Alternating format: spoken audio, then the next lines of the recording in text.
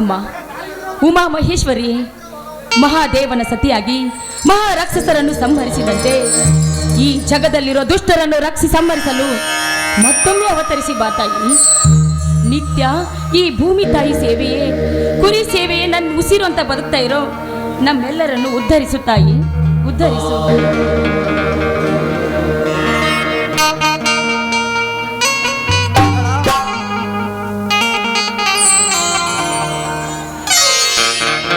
ಗೌರಿ ಪೂಜೆ ಮುಗಿದೆ. ಬನ್ರಿ, ಭವತಾಪ ಕಳೆಯುವ ಆ ಭವತಾರಣಿಯ ಪೂಜೆ ಮುಗಿಸೆ ನಿಮ್ ದಾರಿನ ಕಾಯ್ತಿದ್ದು. ಬನ್ನಿ, ನೀವು ಕೂಡ ತಾಯಿಗೆ ನಮಸ್ಕಾರ ಮಾಡ್ಬರ್ರಿ.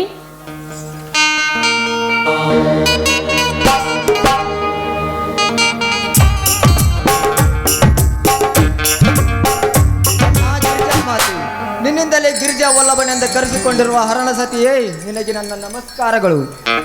ಮಾಮರದ ಕೋಗಿಲೆ ಕೂಡ ನಿನಗೆ ಅಮ್ಮ ಎಂದು ಗರಿಬಿಚ್ಚಿ, ಮಾಮರದ ಕೋಗಿಲೆಯು ಕೂಡ ನಿನಗೆ ಅಮ್ಮ ಎಂದು ಕೂಗಿ ಆನಂದಿಸುವಂತೆ ನಾವಿಂದು ನಿನ್ನನ್ನು ಪೂಜಿಸಿ ಭಾಗ್ಯವಂತರಾದೆವು ತಾಯಿ. ಭೂಮಾತೆಯ ಅನ್ನ ಕೊಡುವ ಮಾತೆ ಎಂದು ಹಗಲಿರುಳು ಮಳಿ ಚಳಿ ಬಿಸಿಲೆನ್ನದೆ ದುಡಿಯುತ್ತಿದ್ದೇವೆ. ಕುರಿಗಳನ್ನು ಸಾಕಿಕೊಂಡು ಭೀಮಾರ್ಜುನರಂತೆ ತಮ್ಮಂದಿರನ್ನು ಬೆಳೆಸಿದ್ದೇನೆ. ಈ ಎಲ್ಲದಕ್ಕೂ ಸದಾ ನಿನ್ನ ಆಶೀರ್ವಾದವಿರಲಿ ತಾಯಿ. ಸ್ವಾಮಿ, ಏನ್ರಿ, ಯಾಕೋ ಏನೋ ಇವತ್ತು ನಿಮ್ಮ ಮಾತಿನಲ್ಲಿ ತುಂಬಾ ಕಠೋರತೆ ಕಂಡು ಬರ್ತಾ ಇದೆ ಅಲ್ಲ ರೀ? ಹೌದು ಮಂಗಳ, ಹೌದು. ಕಠೋರತೆ ಎಂಬುದೊಂದು ಈಗಿನ ಕಾಲದಲ್ಲಿ ಕಠಿಣ ಪರೀಕ್ಷೆ ಇದ್ದಂತೆ. ಆ ಪರೀಕ್ಷೆಯಲ್ಲಿ ನಮ್ಮನ್ನು ಗೆಲ್ಲಿಸಿ ಪಾಸ್ ಮಾಡಮ್ಮ ಎಂದುಕೊಂಡೆ. ಅಂದ್ರೆ ಇದರ ನಿಜದ ಅರ್ಥ ಏನ್ರಿ?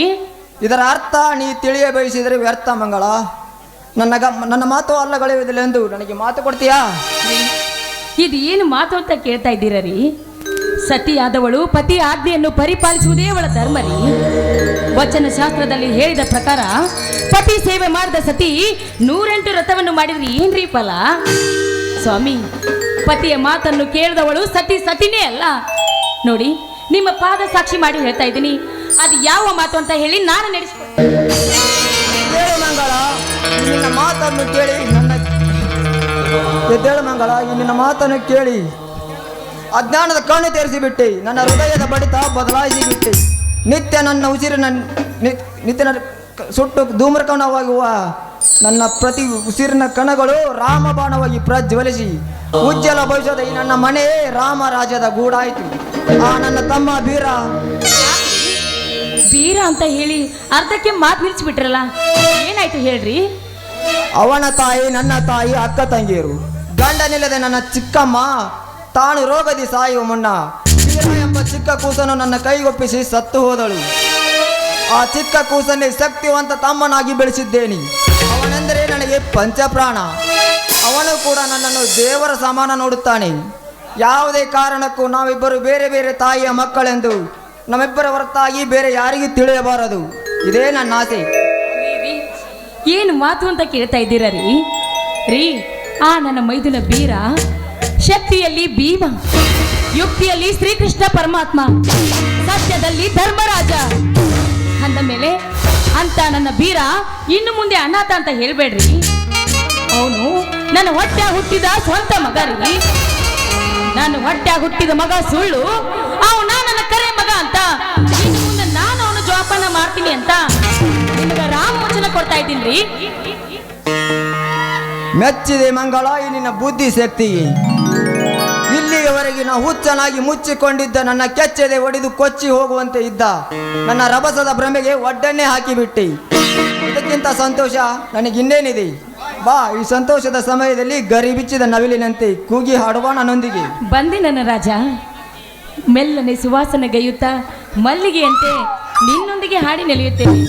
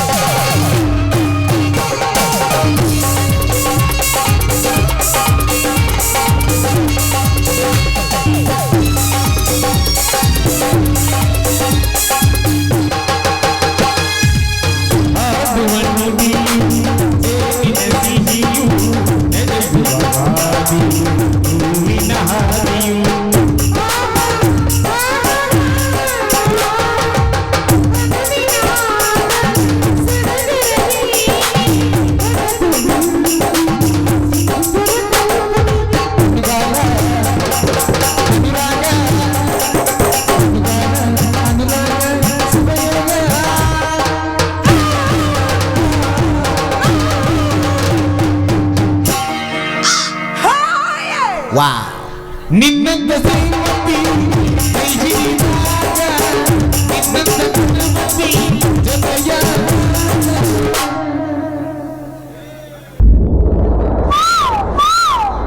ದಿನವೂ ಆನಂದವು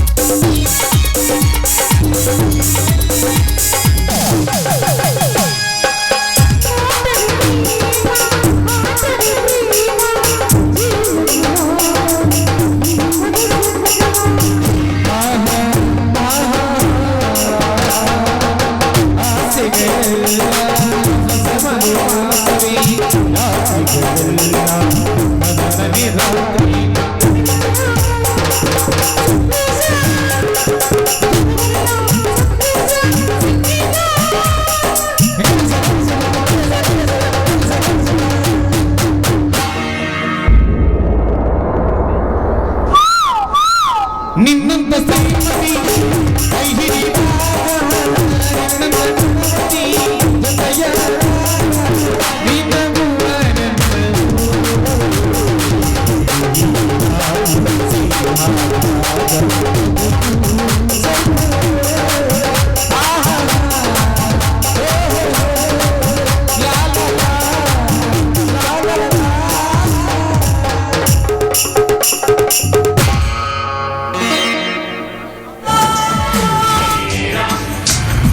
ಅಣ್ಣ ಹತ್ತಿಗೆ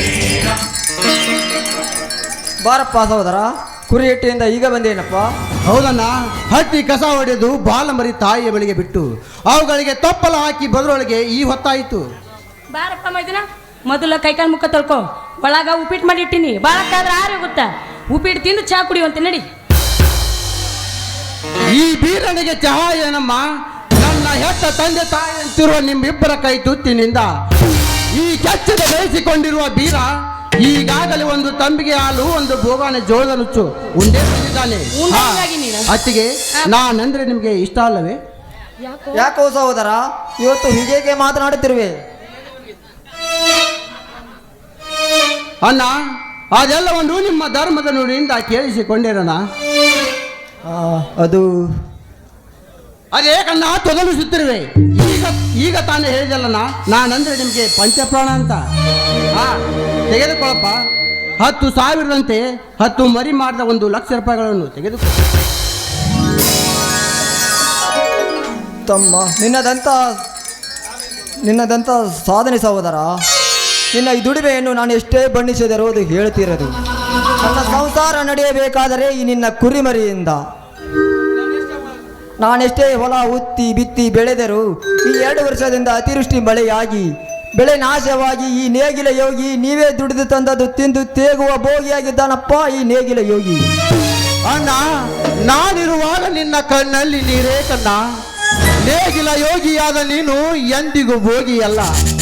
ಈ ನೇಗಿಲ ಯೋಗಿ ಉಚ್ಚಿ ಬೆತ್ತಿ ಬೆಳೆಯದಿದ್ದರೆ ಈ ಜಗತ್ತಿಗೇನೆ ಉಳಿಗಾಲವಿಲ್ಲ. ನಿತ್ಯ ಅದು ನಿನ್ನ ಕಾಯಕವನ್ನ, ನಿತ್ಯ ಅದು ನಿನ್ನ ಕಾಯಕ. ತಮ್ಮ, ನಿನಗೆ ಕಾಯಕದ ಅರ್ಥವೂ ಗೊತ್ತೇ? ಅಣ್ಣ, ನಿನ್ನ ತಮ್ಮನಾಗಿ ಜನಿಸಿ ಬಂದವನಿಗೆ ಇಷ್ಟು ತಿಳಿದಿದ್ದರೆ ಹೇಗಣ್ಣ? ಕೇಳಣ್ಣ ಇಲ್ಲಿ ಯೋಗಿಯ ಅರ್ಥವನ್ನು. ಅಂದ ಈನ ಅಂದ ಅನಾಥರಿಗೆ ತಂದೆಯಾಗಿ, ಮೂಗರಿಗೆ ಮೇಘನಾದವಾಗಿ, ಕಲೆ ಸಂಗೀತ ಗಾಯನ ಮಾಡಿ ಕಲಿಸಿದ ಪುಟ್ಟರಾಜರು ಗಾನಯೋಗಿ. ಲಕ್ಷಾನುಲಕ್ಷ ಮಕ್ಕಳಿಗೆ ವಿದ್ಯಾದಾನ ಮಾಡಿ ಅನೇಕ ಶಿಕ್ಷಣ ಸಂಸ್ಥೆ ಕಟ್ಟಿ ತ್ರಿವಿಧ ದಾಸೋಹಿಯಾದ ಸಿದ್ಧಗಂಗಾ ಶ್ರೀಗಳು ಶಿವಯೋಗಿ. ಹಳ್ಳಿ ಹಳ್ಳಿಗೆ ಸಂಚಾರ ಮಾಡಿ ಭಕ್ತರಿಗೆ ದೀಕ್ಷೆ ಕೊಟ್ಟು ಈ ಮಾಂಸಮಯ ಶರೀರವನ್ನು ಮಂತ್ರಮಯ ಶರೀರವನ್ನಾಗಿ ಮಾಡಿದ ನನ್ನ ಗುರು ಶ್ರದ್ಧಾನಂದರು ಸಂಚಾರಿ ಯೋಗಿ.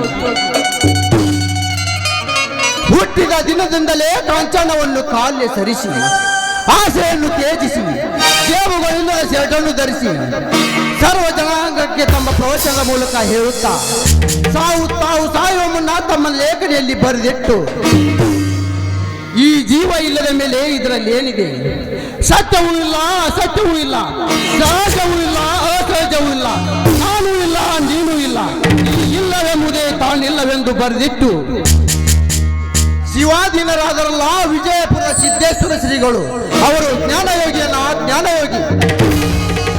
ಅಮ್ಮ, ಇವೆಂತಹ ಮಾತುಗಳಪ್ಪ. ಇನ್ನು ಕೇಳನ, ಸೃಷ್ಟಿಕರ್ತ ನಿರ್ಮಿಸಿದ ಈ ಜಗದಲ್ಲಿ ಬಿಸಿಲು ಗಾಳಿ ಮಳೆ ಎನ್ನದೇ ಉತ್ತಿ ಬಿತ್ತಿ ಬೆಳೆದು ಈ ಜಗಕ್ಕೆ ಅನ್ನ ಹಾಕುವ ನೀನು ನೇಗಿಲ ಯೋಗಿ. ನಿನ್ನ ಒಂದೊಂದು ಮಾತನ್ನು ಕೇಳಿ ನಾನು ಈ ಜಗತ್ತನ್ನೇ ಮರೆತು ಬಿಟ್ಟೆ ತಮ್ಮ.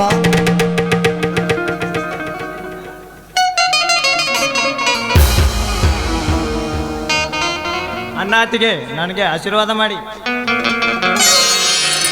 ಬಾರಪ್ಪ ಶಶಿ, ಈಗ ಬಂದೇನು? ನಿನ್ನ ವಿದ್ಯಾಭ್ಯಾಸ ಚೆನ್ನಾಗಿ ನಡೆದಿದೆ ತಾನೇ? ಅಭ್ಯಾಸ ಆತಿಗೆ ಚೆನ್ನಾಗಿದೆ, ಆದರೆ ಹಣಕ್ಕಾಗಿ ಅಣ್ಣನ ಕಡೆಗೆ ಬಂದೆ. ಅಣ್ಣ, ಈಗ ತಾನೇ ಮರಿ ಮಾಡಿದ ಹಣವಿದೆಯಲ್ಲಣ್ಣ, ತಮ್ಮನಿಗೆ ಕೊಟ್ಟು ಬಿಡು. ಆಯ್ತಪ್ಪ, ಎಷ್ಟು ಬೇಕಾಗಿದೆಯಪ್ಪ ಹಣ? 25,000 ಕಟ್ಟಿಬಿಡು ಅಣ್ಣ, ಸಾಕು. ತೆಗೆದುಕೊಳ್ಳಪ್ಪ. ಹಣವೆಂದ ಮೇಲೆ ಹಿಡಿತದಿಂದಿರಬೇಕು. ನೋಡಿದೇನ್ರಿ, ಈಗ ನಮ್ಮ ಸಂಸಾರ ಆನಂದ ಸಾಗರವಾಯ್ತು. ಈ ನನ್ನ ತಮ್ಮಂದಿರೇ ನನಗೆ ಸರ್ವ ಆಸ್ತಿ. ಈ ಸಂತೋಷ ಸಮಯದಲ್ಲಿ ಎಲ್ಲರೂ ಕೂಗಿ ಹಾಡೋಣ. ಎಲ್ಲರೂ ಕೂಡಿ ಹಾಡೋಣ್ರಿ. ಅದು ಸ್ವಲ್ಪ ನೀವು ನಗ್ರಿಪ್ಪ. ಅಲ್ಲ, ಉಪ್ಪು ಖಾಲಿ ಬೇಸಿ ಹಾಕಿ ಅಡಿಗೆ ಮಾಡಿರ್ತೀನಿ, ಯಾಕೆ ನಗೋಲ್ರಿ ಅಂತ ಗೊತ್ತಾಗೋಲ್ಲ ನನಗೆ. ಕೂಡಿ ಬಾಳುವ ಮನೆಯಲ್ಲಿ ಬೆಳಗುತ್ತಿದೆ ಇಂದು ನಂದ ದೀಪ. ಕೂಡಿ ಬಾಳು ನಾಯಿನೆಂದು ಸೇರಿದೆಯೋಣ, ಕೂಡಿ ಬಾಳು ನಾಯಿನೆಂದು ಸೇರಿದೆಯೋಣ.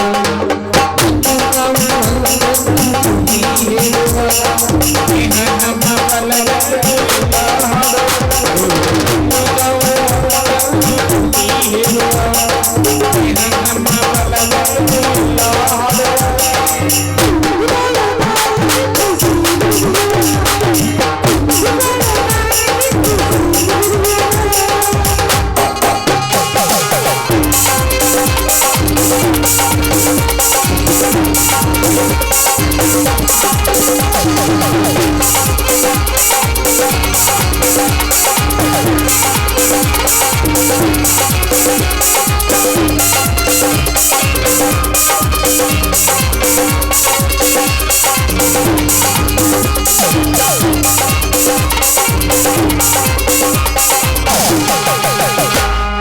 ರಸವನ್ನು ಶಾಂತಿಯನ್ನು ಕೊಡುವುದಿಲ್ಲ, ರಸವನ್ನು ಸುಖವನ್ನು ಕೊಡುವುದಿಲ್ಲ.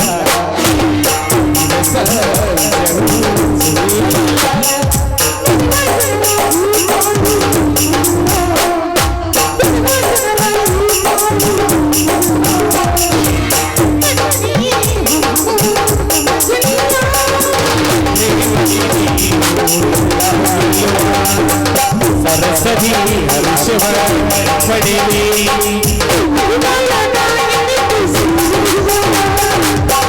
ಬಾಳು ನಾಯಿನೆಂದು ಸೇರಿದೆಯೋಣ, ಎಂದು ನಾವು ಅಲ್ಲೇ ತುದಿ ಹೇಳುವ ಇಹ ನಮ್ಮ ಬಲವಂತು ಎಲ್ಲ ಎಂದು ನಾವು ತುದಿ ಹೇಳುವ ಇಹ ನಮ್ಮ ಬಲವಂತು ಎಲ್ಲ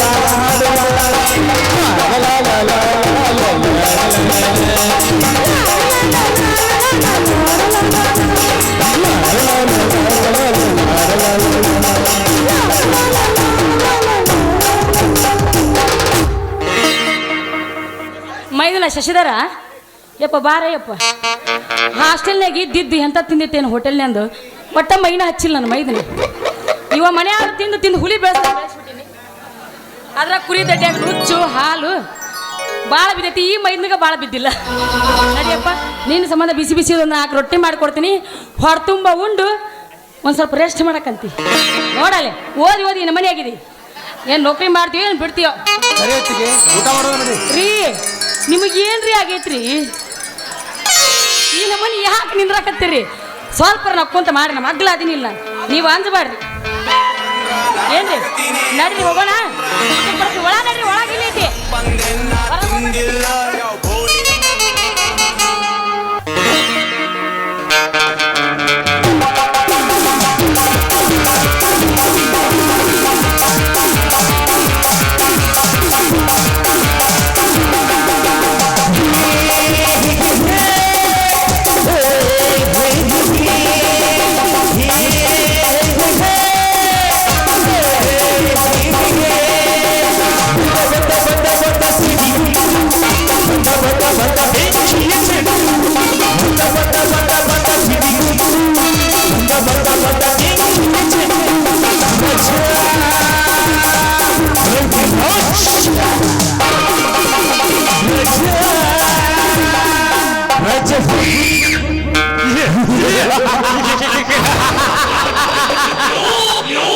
ರಾಜಕೀಯ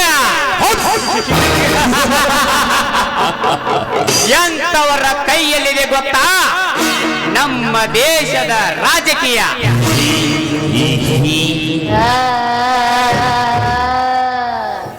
ಶ್ರೀಮಂತಿಕೆಯ ದರ್ಪದಿಂದ ಸಾಮ್ರಾಜ್ಯವನ್ನು ಕಟ್ಟಿ ಪುಟ್ಟ ಅಂತರ್ಲೋಕವನ್ನೇ ಕಟ್ಟಬೇಕೆನ್ನುವುದೇ ಈ ಮನೋಹರನ ಹಠ.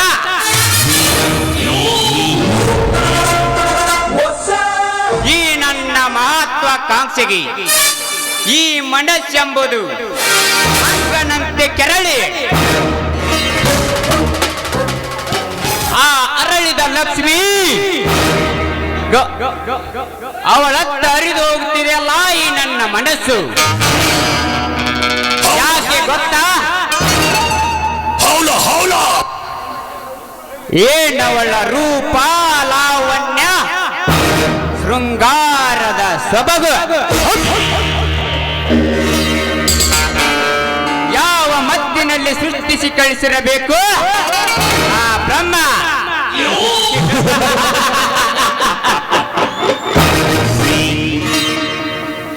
ಲಕ್ಷ್ಮೀ, ನನಗಾಗಿ ನೀನು ಅವತರಿಸಿರೋ ಬಂದ ಶೃಂಗಾರದ ಜೀವಂತ ಶಿಲೆ. ಭಂಗಿ ರೂಪದಲ್ಲಿ ನನ್ನ ಕಣ್ಣ ಮುಂದೆ ಓಡಾಡುತ್ತಿರುವ ನಿನ್ನನ್ನು ಚುಂಬಿಸಿ ನಿನ್ನನ್ನು ನನ್ನ ಪಟ್ಟದರಸಿಯನ್ನಾಗಿ ಮಾಡಿಕೊಂಡು ನನ್ನ ಹೃದಯ ರತ್ನ ಸಿಂಹಾಸನದಲ್ಲಿ ಕೂಡಿಸಿ ಈ ಭುವನದಲ್ಲಿ ನಾನು ಮೆರೆಯದಿದ್ರ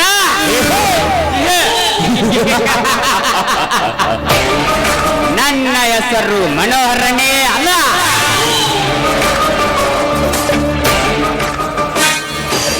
ಆಡಿಕೊಳ್ಳದ ಜನರಿಲ್ಲ, ಹೊಗಳದ ನಾಯಿಗಳಿಲ್ಲ. ಇವೆರಡು ಇರದ ಊರುಗಳು ಇರಕ್ ಸಾಧ್ಯನೇ ಇಲ್ಲ. ಅಂದಾಗ ನಮ್ಮ ನೋಡಿ ಉರ್ಕೊಳ್ಳೋ ಮಕ್ಕಳ ಮುಂದೆ ನಾವು ಮೆರೆಯೋದು ಮಾತ್ರ ಬಿಡಕ್ ಸಾಧ್ಯನೇ ಇಲ್ಲ.